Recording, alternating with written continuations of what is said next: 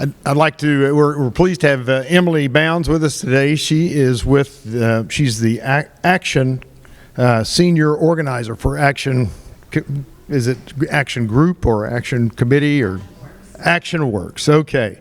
Anyway, she's here to make a brief announcement and we'll call her up. Emily? Thank you. I was told I have 5 minutes, so I'm setting a timer. Perfect. Okay. My name is Emily Bounds. I am the Senior Organizer for Action. Action stands for Allied Communities Inspiring Our Neighborhoods. We are a broad-based nonprofit organization made predominantly of congregations, but solely of institutions. And we develop leaders to take on the issues that are common to our families. Okay, now what does that actually mean? That means that we hosted here an action around gun violence and what we can do with Common Ground. We learned from the police department that the majority of guns used in crimes were stolen from cars, and we did an action around that you all hosted. We also did an action around the school board in January that you may have attended or heard of. But what I really want to tell you about is what we have coming up with the mayoral election. So we have an agenda of issues that we created from the stories that families told us about their pressures. Okay, so we're going to be taking on these issues on Sunday, July 28th at 3 o'clock at Trinity Episcopal Church. And the issues that I want to highlight for you start with stray dogs. We are specifically hearing that in North Tulsa, stray dogs are impacting children's ability to walk to school. And so we are going to be calling for action around stray dog mitigation, specifically in lower income communities. The next issue that we'll be tackling related to that is lighting. Now, I've been told the story that around the 1980s, Tulsa turned off about half of the streetlights. Don't quote me on that, but the moral of the story is there are a lot of low-income neighborhoods in Tulsa that do not have lights. I would actually encourage you to go home and look around your neighborhood and see how well lit your neighborhood is. My street is quite dark. We're finding this issues whenever children are walking to school early in the morning in the winter, and then also for people who are older driving at night. So we want to ask our mayoral candidates to turn our lights back on in Tulsa. The next thing that we'll be tackling is the big issue of crossing guards. So we asked the principal of MacArthur Elementary, if you could wave your magic wand and fix anything, what would it be? She said, I need a crossing guard. And that was the most shocking thing that I had heard. Children are running across 21st Street with no protection down to like 4 years old, or running across without a crossing guard. When we reached out to the city of Tulsa to say we need a crossing guard here, we were told there is not enough money. The city ran a surplus of $135 million in fiscal year 24. My question to you is, do we have enough money to get children a crossing guard so they can get to school? Can I get an amen? There we go. All right. So we'll keep rolling. Now, these are super controversial, right? Really divisive. No, these are the common issues that come from our congregations. We've got two more I want to highlight, and one is mental health crisis response. We understand from the community and the police that we need more resources towards mental health crisis response. Our crisis responders are not 24/7, and that's one of the big things that we need because mental health is such an issue here in Tulsa. And the last one is a little bit more complicated. Let me check my time. I have a minute and a half. Okay. So I organized in Texas before coming to Tulsa, coming back home to Oklahoma. I'm originally from Yukon. And we created what we called a parish ID. This was specifically to help the Spanish-speaking community feel more safe to be able to report a crime, or if they were pulled over, to be able to have some sort of identification to be able to hand the police. We are working on a parish ID strategy here in Tulsa with the Spanish-speaking community. One of the things that we were told by the police is when they pull over a Spanish speaker, language barriers are often very difficult that can lead to escalation. They have asked us on this ID to have some sort of number that they could call for translation. that will improve the communication, protect the police, and protect the Spanish-speaking families. So this is our common agenda of issues, and my call to action for you is to ask you to mark your calendars for Sunday, July 28th at 3 o'clock to show up and stand with other congregations across this community to say, this is an agenda of issues we can get behind. We really want to see our community stronger, and showing up is the most important thing.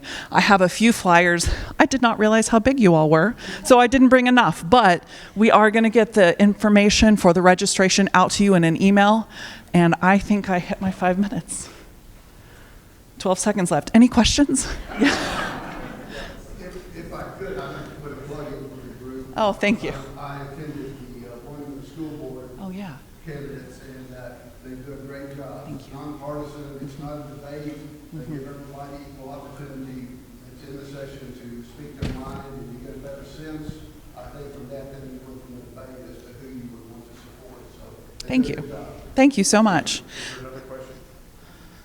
Well, my question was, how many candidates are going to be? Great question. So we've invited the top 3. At the time, we have a rubric, but the basic criteria is that they have a statement of organization, which means they've raised over $1,000 and have reported with the Ethics Commission. Now, my last thing is we never endorse candidates. We will never tell anyone for whom to vote. So you all may walk out voting for different people. That's great. Our goal is to work with whoever is elected to improve these issues. Thank you. Thank you, Emily. Appreciate that. Yeah. Thank you. And we will, we're going to put something in the newsletter about the date and some of the information. So that'd be great. Okay. Connie, would you introduce Kayla? Sure. Okay. I mean, since we're so jam-packed, I just want everybody to know July is going to be a great month for the challengers. Next week, we have the creator of Eyewitness Bible. That's the guy, Phil Smith, that's been doing the films that we see. The creator is going to be here. It's going to be a full class. We're bringing in more chairs because the disciples will be joining us. And then, what? All 12. Yeah, that's the back row or the front row, Kim. And then David Emery's worked with a minister named Jeff Gill out of Missouri, who's made 2 videos specifically for our class about the history of the Disciples of Christ Church. 2 videos about where we came from and how we got to where we are. So it's going to be a great July. I hope you all can make it. So now, let me not delay any further. Kayla Canfield. Did she leave? Kayla, you didn't. Oh, gosh. Kayla is our new youth minister, and it's so cool to hang around with youth. I went up there a couple of weeks ago to meet with her and Denise, and you actually feel about 10 or 15 years younger if you just hang around with those guys. So now, Kayla, if you didn't read it, she's actually getting ready soon. Next spring, she will have her, is it a master's? Yes. In theology or which is it? Divinity. Divinity. So she's on her road to become a minister to all of us. But right now, she's hanging out with our youth, and it's great to hear from her about what they've done and what they're going to do. Yes. Kayla Canfield. Thank you. Well, hi, everyone. I'm told that this is the biggest and best Sunday school class in Tulsa. Is that true? I believe it. Well, thank you for having me. I'm just excited to meet all of you and for you to know a little bit about me. So I'll tell you a little bit about myself and then a little bit of my hope and vision for our youth ministry here at Harvard Avenue. And before I get started, I'll introduce my husband, Austin, in the back. He's joining us too. I'm told that you like pictures, so I just brought a few pictures. I'll pull those up in a second. So I grew up in Tulsa, Oklahoma. I've lived here my whole life besides when I was in college. I went to Union High School. We do not have any Union kids that I am aware of. Let's see. I need to start this slideshow. So here's my high school graduation photo. Guess which one's Kate? Yeah, guess which one's me. Let's see. I wanted to set this in like slideshow form, but I'm forgetting which. It's what? Oh, no. Which one is the jump drive? Pull up these and then. know it went away now, though. I think I closed it. Here, wait. Where does the... Oh, there it is. Betsy knows. Now will it all...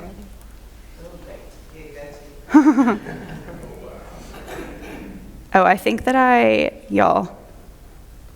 messed it up. Hold on.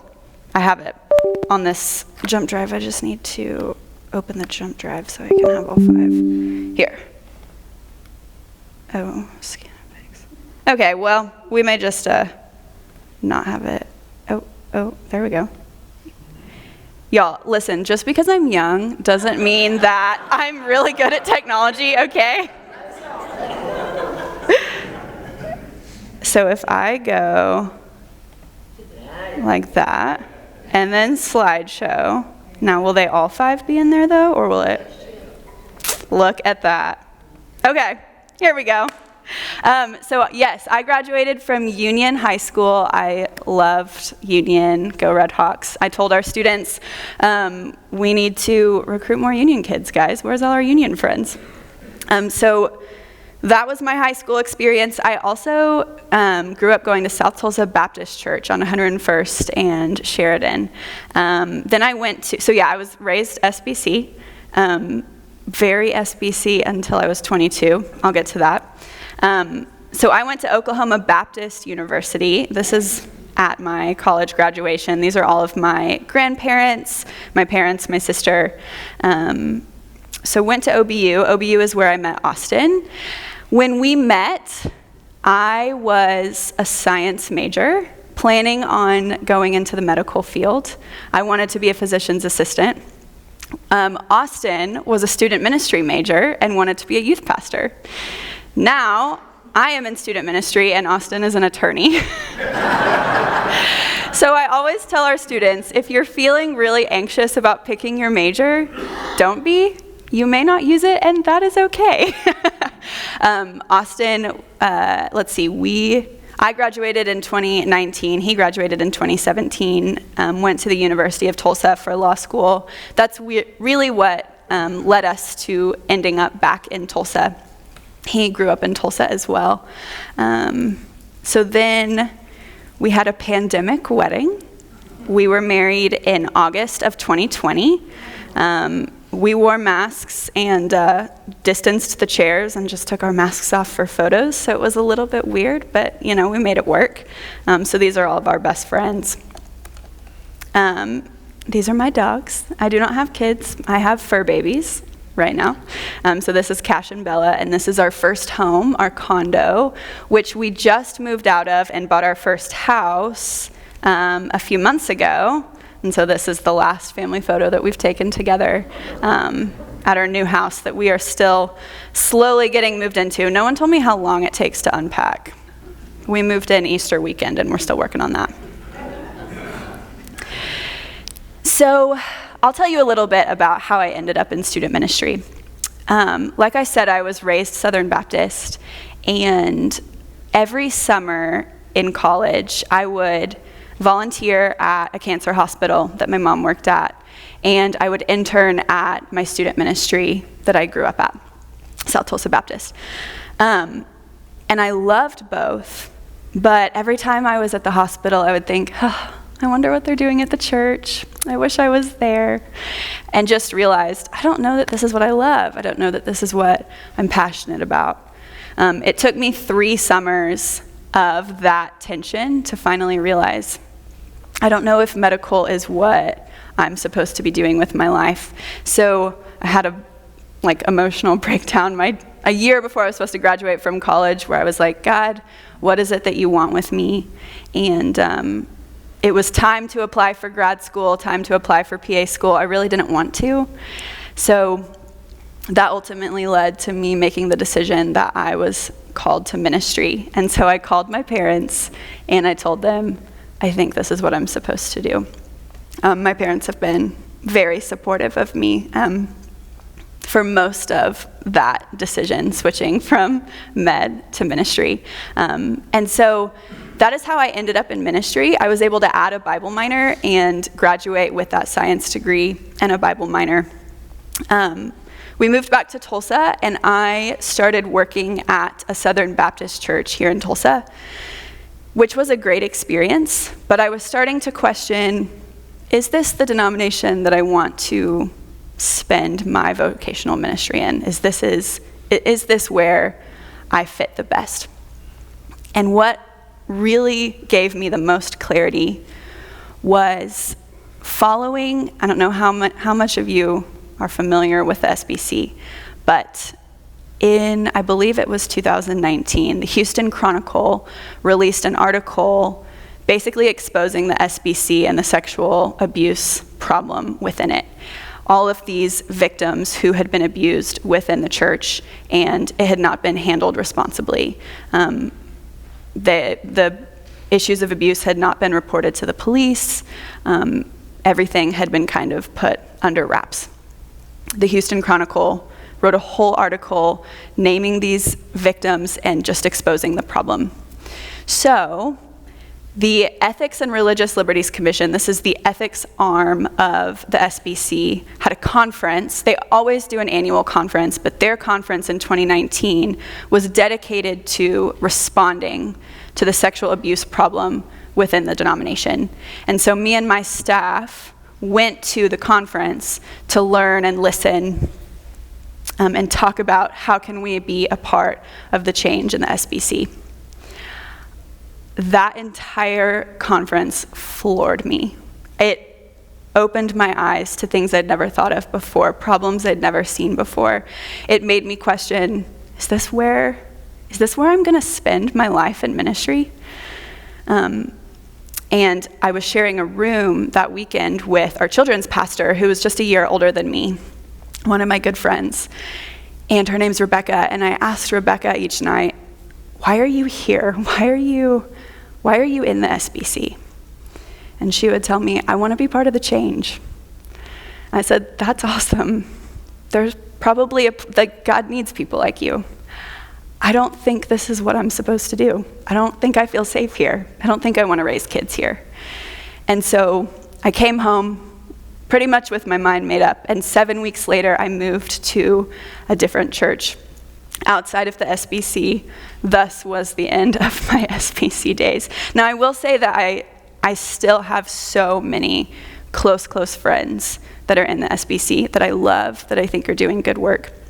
But I knew that wasn't the place for me. And so I started my time in full-time vocational ministry at a church called Redeemer Church on 101st and Yale. I loved it. I had people there investing in me in a way that I've never been invested in before, especially as a woman in ministry. I had people who believed in me more than I believe in myself, and that was incredible. That's ultimately what Redeemer helped me go to seminary, and also encouraged me to get my MDiv. So I'm in seminary right now still. I've been in seminary for 3 years, and I will graduate in June of 2025 with my MDiv. Praise, I'm so excited to be done with that. Denise McKinney is my connection to Harvard Avenue. So have you guys met our new family pastor, Denise? She is incredible. I tell everyone that I want to be her when I grow up. So Denise and I worked together very briefly at Redeemer. She was kind of on her way out as I was on my way in, but we stayed connected after she went to plant the Well and get her church, the Well, started. And she reached out to me a few months ago and said, I'm at this new place called Harvard Avenue, and it is incredible. I want you to come be here. And so I was like, okay, let's just come check it out. And I just have to say, both Austin and I, we have been in awe of this church. We know it's not perfect, but the dedication to theological humility and inclusivity and welcoming all people has been amazing and just really important for us. And so I am so excited to be here at Harvard Avenue. That's a little bit of what has brought me here to this place. Now let me tell you a little bit about my thoughts and my hopes for youth ministry at Harvard Avenue. It has been really, really awesome getting to meet students so far. This summer is basically dedicated to building relationships, getting a feel for the ministry, and what is good, what needs to stay exactly the way it is, what needs to be changed, what needs to be considered. I've been sitting down with a lot of students one-on-one and just asking them, what do you need out of this ministry? What needs have already been met that you want to see keep happening in our ministry, and just getting their thoughts and their hopes. We have some students that really care deeply about the youth group and have a lot of great ideas for what needs to happen within it. One of the things that I'm working on right now is adding a lot more structure to the youth group. There's a lot of needed structure, especially in separating middle school and high school. I think that that's really important. When we teach students, what you teach a 6th grader and what you teach a 12th grader is so different. And so starting in the fall, we're going to launch a new structure for how we do Wednesday nights. We'll still meet from 6 to 8 p.m. We'll still have teaching and worship and feed them dinner, but we'll have a more structured way of doing that. And I'm very, very excited about it. One thing that has been really incredible to me, and was kind of true at Redeemer as well, but something that has been healing to my heart is that sometimes I forget that not everyone grew up in the SPC, but we have young girls in this youth ministry that have very rarely, if at all, questioned their place in their church and their ability to be leaders. And that is amazing to me because I wasn't, as a girl growing up in the SBC, I wasn't led to believe that I could be a leader. And I'm so excited for our girls in this youth ministry who already are acting as leaders in the youth group and in this church. One thing that was amazing to me when coming to Harvard Avenue is that we have youth that are deacons. Did you guys know that? We have youth that are deacons. Kayla Dent, she's probably, well, you guys don't attend the 9:30 service, so you don't see this, but she is one of the communion stewards. She gives out communion in the 9:30 service, or she passes out the bulletins as you walk into service. That is incredible to me. And so I'm so excited to see how we can continue to integrate students into the full life of Harvard Avenue. I don't want them to see the youth room as their corner of this church. That's the part that belongs to them. That's where they belong. We don't want them to think that, right? We want this whole church to be their home. And so that's one of the biggest hopes that I have, and also I think the whole Harvard Avenue staff has for the youth ministry, is that our youth would continue to be integrated into the full life of the church, that they would see their place here, that they would have relationships outside of people their age, and that they would be serving and involved outside of specifically what the youth group does together. There are a few ways that challengers can be a part of helping with our student ministry. Now, I have learned in my 8 weeks at Harvard Avenue that if you need to get something done, you come talk to the challengers. So there's a few ways that you can be a part of loving and serving our students and helping us see the bigger vision be realized as we're integrating students into the full life of Harvard Avenue and raising up leaders who love and live like Jesus. The first thing is the most obvious, but just because it's the most obvious does not mean it's not the most important. It's prayer. We would deeply appreciate your prayers for the student ministry. Pray for relationships. As Denise and I connect with students, as other adult leaders come in and connect with students, and as the students connect with one another, pray for that. Pray for insight and wisdom from the Spirit as Denise and me and Leslie make plans and changes in order to get the student ministry and the family ministry ready for the fall. We really, really appreciate your prayers. The second, you probably know this is coming, we need volunteers. Now listen, I hear all the time, oh, I'm too old to work with teenagers. Leave it to the college kids. Leave it to the people in their 20s. I'm not going to throw you into the middle of a game of dodgeball if you come serve with us, I promise, unless you want to be. I know some of y'all like to play pickleball, and our students like to play pickleball. But we need volunteers in so many different areas. If we're going to add more structure to youth ministry, then we're going to need a lot of volunteers. So that looks like check-in team, kitchen team, tech team, worship team, small group leaders, open gym sponsors. There's so many ways that you could serve and be a part of what we're doing on Wednesday nights at Harvard Avenue. We also desperately need Sunday school teachers right now. We need middle school and high school leaders. So that is a huge need. Also, if you have names of people, I'm still making connections and meeting adults here at Harvard Avenue. So if you have people in mind, if you want to volunteer each other, I love it. But if you know people in this church who would be great with students and volunteering in students, please come find me. That would make my day as we recruit leaders for the fall. Third thing that is of huge help to us is sharing resources. And one of the ways that has already happened was the Briggs had a pool party for us, and the students had a great time, so thank you for that.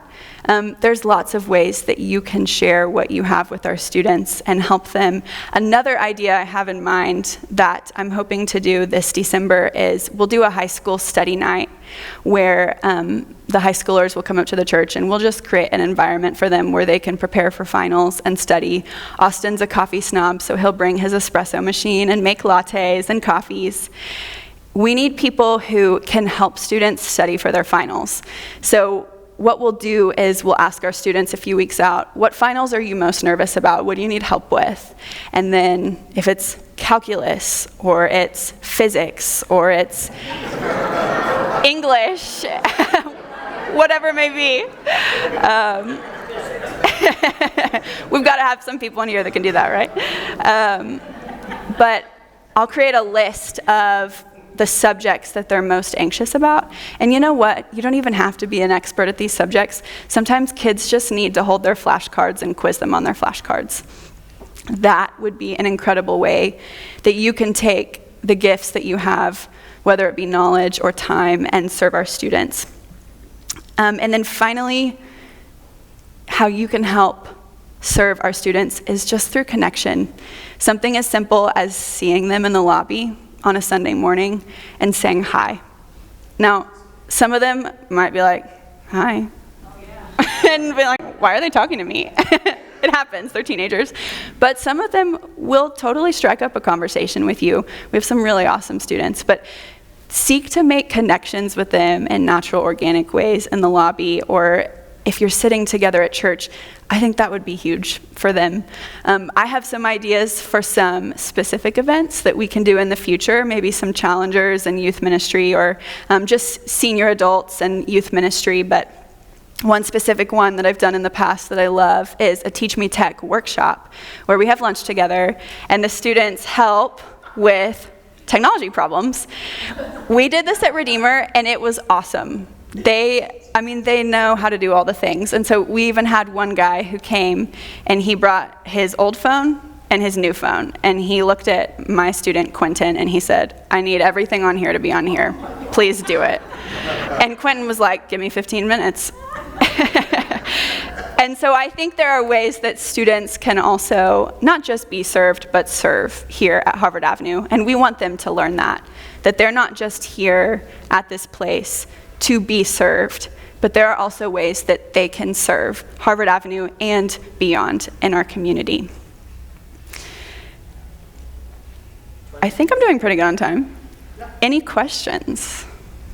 Any questions for Kayla? It can be about me or youth ministry, yes. What is the current population and language lessons, junior high and high school? Yeah. Is that your focus, or is it beyond that age group?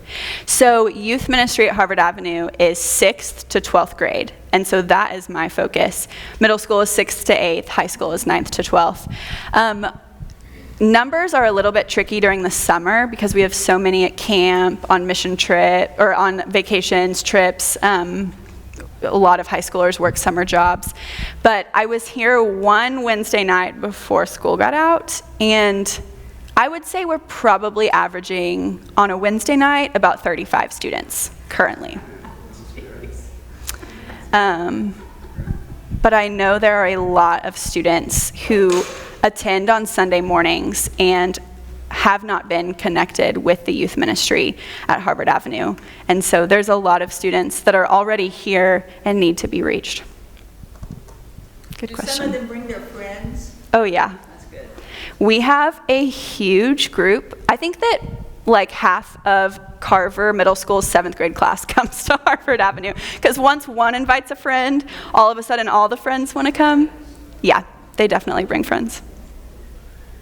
Any other questions? Kayla, we sure appreciate you coming, and we'll look you. forward to some interaction with the kiddos. Thank you guys. Yes. Yes, I got it. I need to pull this out of my jet. Thank you. You want me to help you get that out of there? Can't we just send it up to this? No. No, don't do that. What? Can we take it Go down? the other way. Oh yeah, bring it back up. No, take it down. You want you to go of it, right? All right. And we'll go ahead and Kim is going to introduce Stacey. So. Good morning. I imagine on the 4th you probably heard some form of fireworks, saw them, or heard firecrackers. Well, here on the 7th, I am delighted to introduce to you a human firecracker. Stacey Tucker, daughter of Mike and Leslie Moore, and she will be sharing some local events and opportunities associated with Alzheimer's. And you will hear, come on up, her passion and compassion as Alzheimer's is impacting her family, as we imagine it's impacted some of yours. So we welcome you, Ashley. Ashley? I know, Stacey. Well, you're going to hear about Ashley. That's right, Stacey. All right. Hi, everybody. Can y'all hear me? Okay, I know I have to. Am I good now? Okay. So I'm kind of bummed because when I knew I was speaking, I had this flower that they use at the Alzheimer's Walk laid out to bring.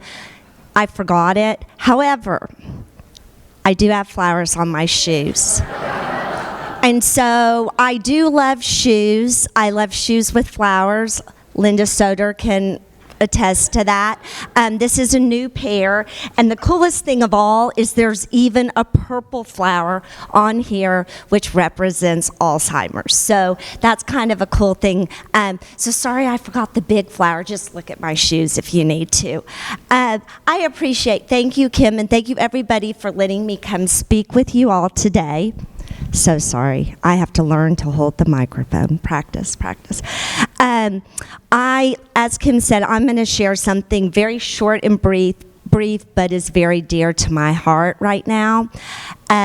Before I get started, I'd like to ask if you have been impacted by Alzheimer's in your life, whether you know someone who has been diagnosed with it, or you yourself might have it, or you've lost a person to Alzheimer's, if you would please stand up, I would appreciate it.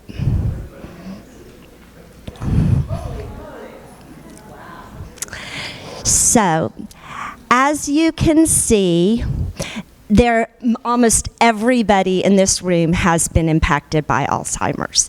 And just like all of you have, my family has too.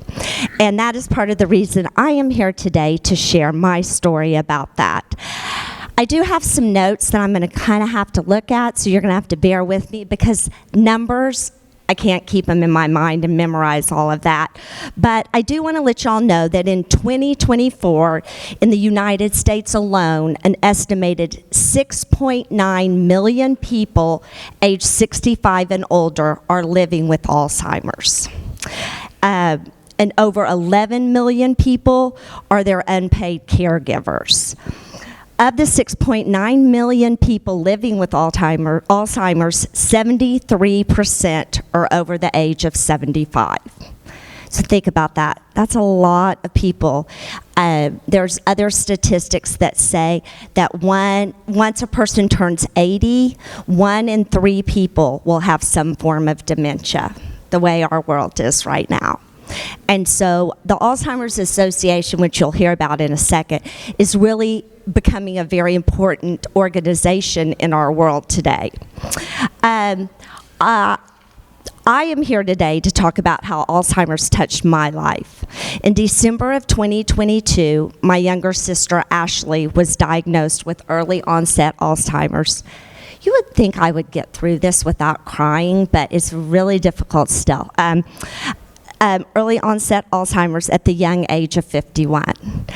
I would love it if she were here today. She's actually in Michigan, but she's in my prayers and in my heart. She's standing right here beside me because that's how we are, super duper close like that. This type of Alzheimer's is less prevalent. In fact, currently 110 out of every 100,000 adults between the age 30 and 64 have early onset. Some people call it younger onset, but this is not as common as the older, not the older, but the one that affects more older people. Getting an official diagnosis for Ashley took over a year and a half and was very frustrating. Hearing the news that she had this disease was devastating. Now, many of you know my family pretty well and know that my mother, Leslie, is a phenomenal problem solver. So when Ashley got diagnosed, my mother and I decided that we were going to solve this problem. We were going to figure out what we were going to get through this as a family. Well, unfortunately, it wasn't that easy. And I know she had many sleepless nights. I know my dad, or all of us did. But on one particularly sleepless night for me, I got on the computer and typed in Alzheimer's support. The website for the Alzheimer's Association popped up. I learned the Alzheimer's organization is the leading volunteer health organization in Alzheimer's care and support and research. They do this by raising money through fundraising and by advocacy. There are some amazing people here in Oklahoma that go to the Capitol every year to try to get money for research for Alzheimer's, and that organization is called AIM. If anyone's interested in that, that's a pretty cool thing. I was encouraged to find an organization out there to help people like my family and the millions of other families facing this disease. What caught my attention was an upcoming walk right here in Tulsa that raised money for Alzheimer's while bringing awareness to a disease I knew very little about. This would be an opportunity for friends and family to gather together and to let my sister and those other people know how much they're loved and supported. For people with Alzheimer's and caregivers, it's a very lonely disease. Sometimes people, when I ask Ashley, how are you doing? Oftentimes she'll say, I just feel alone, or I don't feel like I have friends. That breaks my heart. And so I've tried to introduce her to everyone I know now that she's been back to Tulsa and make her feel loved. But I can't change that feeling she had inside. And so when I saw this, the immediate thing I thought is, would that not be amazing if we did this walk? And Ashley would come, get to the walk, and there would be all these people there with purple shirts on that said Ashley's Allies, and she would feel so loved and supported inside. And so while I couldn't cure the disease for her, I could most definitely make her feel loved.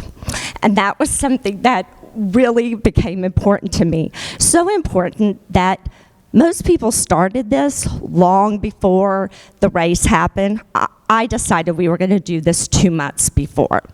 And so I put everything into it to make this race happen last year for her to be a part of.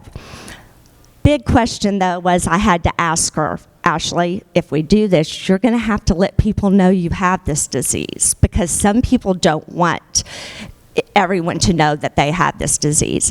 And Ashley's response to me was, if I could help one person know that this disease does not only affect older people, but it also affects people my age, then I will do that. So amazingly, she and I got on board, and the next thing you know, we're being asked to speak at the walk. Now, it was supposed to be Ashley, and Ashley's like, I'm not doing this by myself. And so I'm going to need your help.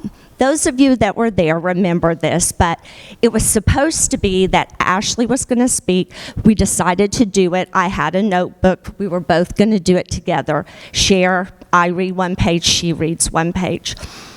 In the middle of one of the pages, I just start breakdown crying because I looked out and I saw her son there with tears in his eyes, and I lost it. So Ashley leans over, pats me on the back, says, it's going to be okay. And I'm going, are you, and I swear that girl read that page perfectly.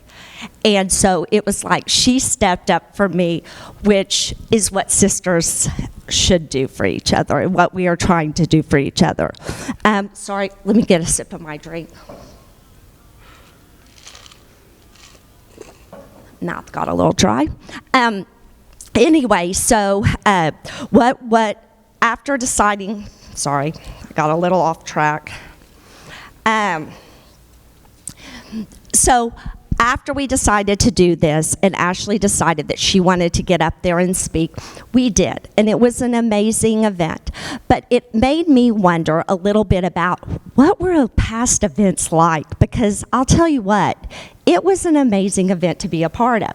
So I looked back statistically, how I like to think, about the first walk. And just to let you guys know a little bit, the first walk for Alzheimer's was in 1989, and it was called the Memory Walk. In that walk, there were 9 chapters that participated, and they raised $150,000. 1,200 people actually walked that day. So last year, the walk had 300,000 people walking across the world, across the United States, more than 600 communities nationwide, and they raised $89.5 million. That's pretty amazing.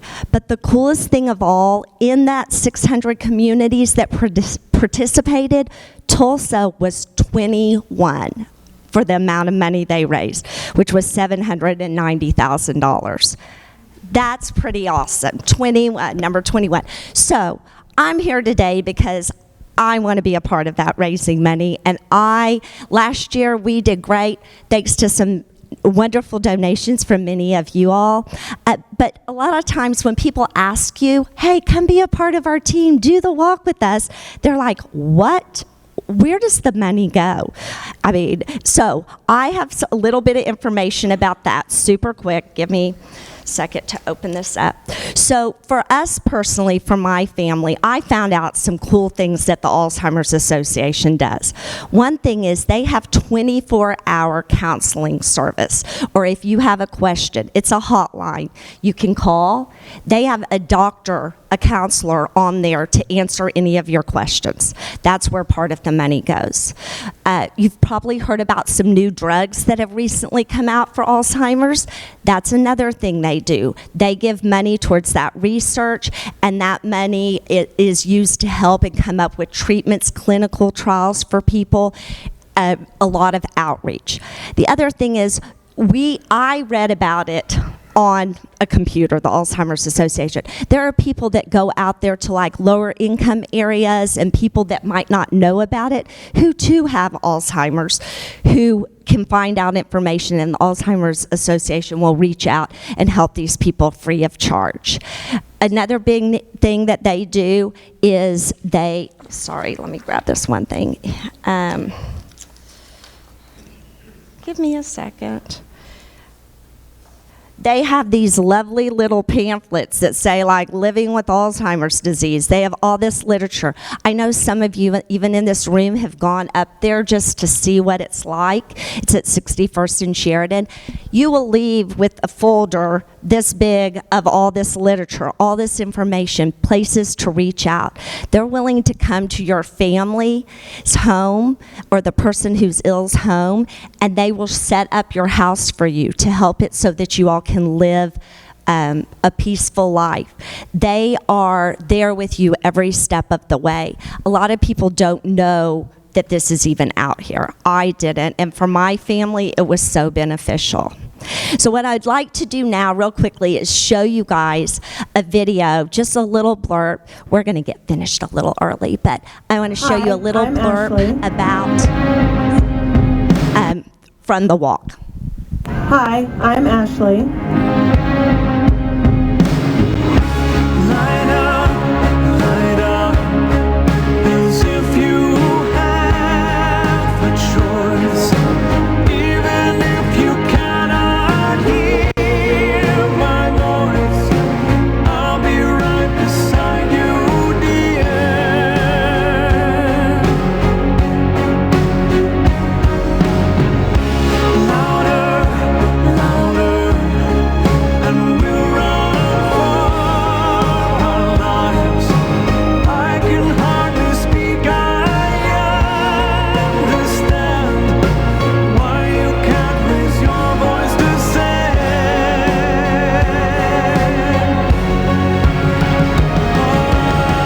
To show how important support is, and really relying on the people around you and knowing like we love her so much and are here with her throughout every step of this horrible disease. Covering news that matters, I'm Kayla Klingeman, Fox 23 News.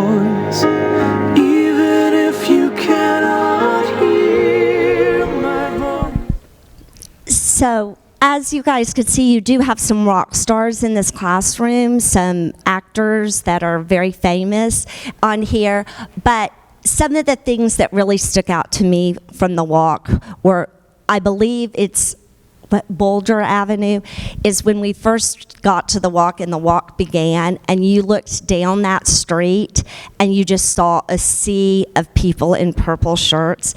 Come to find out, there were over 4,000 people there last year, which was a huge, amazing walk for that. I would love to have as many people participate to be there. My wonderful father last year did it, that anyone that came to the walk, he donated t-shirts, and I'm sure he'll do that again because it's such a meaningful thing, and that's why we all had the little Ashley's Allies shirts on. But even if you can't be at the walk and you feel like that this is a good cause, the Alzheimer's Association is a good cause, and you'd like to donate, you can do that too and become a part of Ashley's Allies team. We would love to have you. I today brought some sheets that you are welcome to take home. So I'm going to just be blunt. Last year, trying to do this, some people don't really like the computer. And I'm not a techie person. Glenn became my, what did we call you? No, it wasn't. By the way, that would be my husband, Glenn, with that dry sense of humor over there, who is like, anyway, so he was the IT guy last year. That's the way. Slave. What was he thinking? IT guy. So he had it set up that was very helpful, but I also brought just forms where you can just fill out when you get home, or if you want to, whenever, and send in, and then I'll get the information if that's easier for you. Then over here, there's also, for those tech-happy people, where you get your little camera and you turn it on, and you use, anyone know how to do that? Oh, you all are so smart. It took me forever to learn how to do that. I was like, wait, what? So it even says Ashley's Allies on it, and you could take one of these if you'd like. Or if you just want to reach out and ask me questions, or you want to, I don't know, come by my house and visit. But if you want to talk about Alzheimer's, I would love to talk with you about it. I know that we're working to get a support group. We have one that's somewhat started here, but I'm getting ready to get trained to start, as well as Sue, to be support group leaders. We're also hoping to get some other people from the Alzheimer's Association to come to the church as a whole and talk to anybody, where you can invite your friends just to get more information. Because the big thing out there is awareness. And there are a lot of people, for everyone that stood up, there are a lot of people out there that don't know much about it. And so we would love for you to be a part of this team. Anyone have questions? Hold on just a second.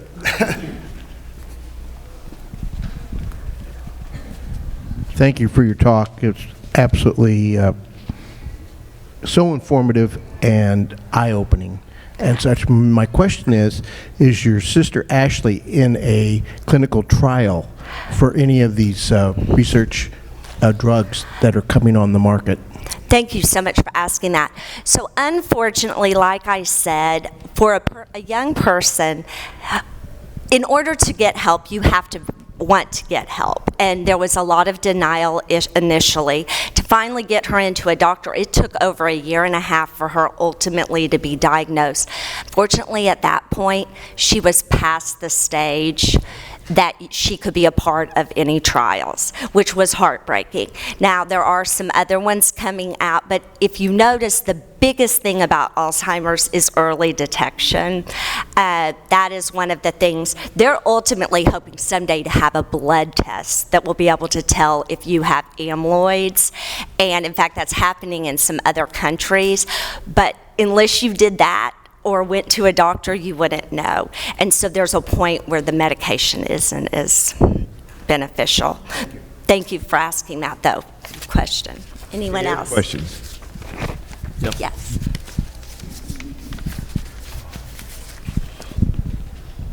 Just a great presentation, and thank you very much, Stacey.